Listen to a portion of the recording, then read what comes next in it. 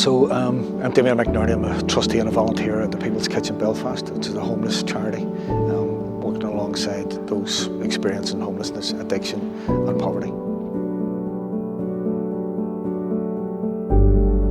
Today is a conference on addiction. It's about reality, recovery and hope.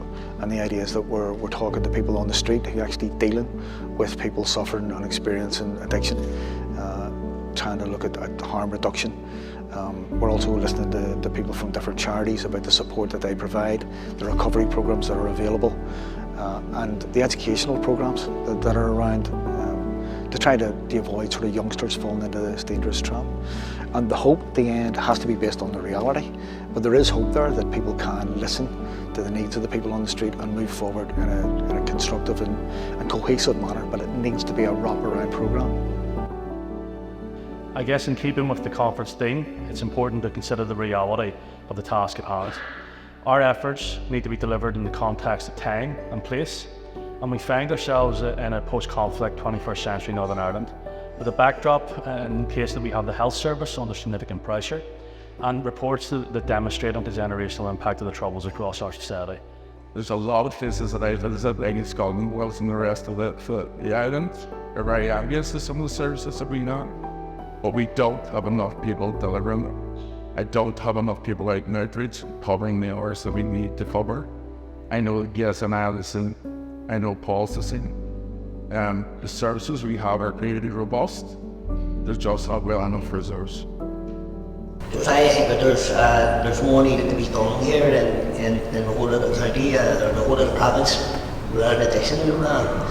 There's two the waiting times for the detox units are too long, so we want really to get more access to them for people who are struggling with addiction.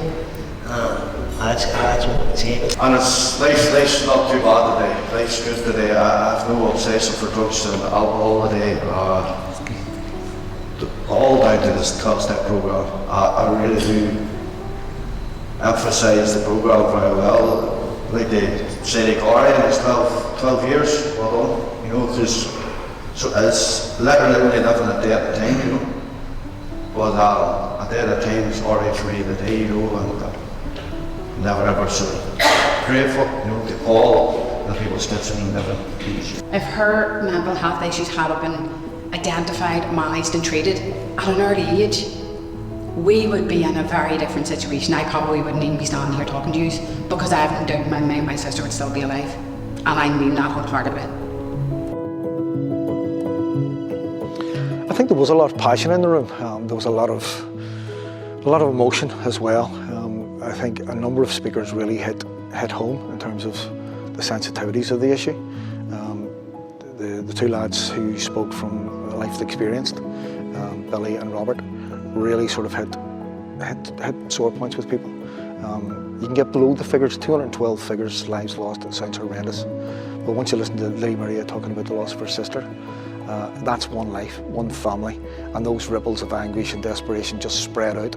They hit the family, they hit the whole community, and people need to grasp that it's not just an anonymous figure. These are real people. This is somebody's brother, sister, son, daughter who are losing lives, and we need the politicians, the statutory bodies, the charities to all come together and stop these escalating deaths, and it can be done.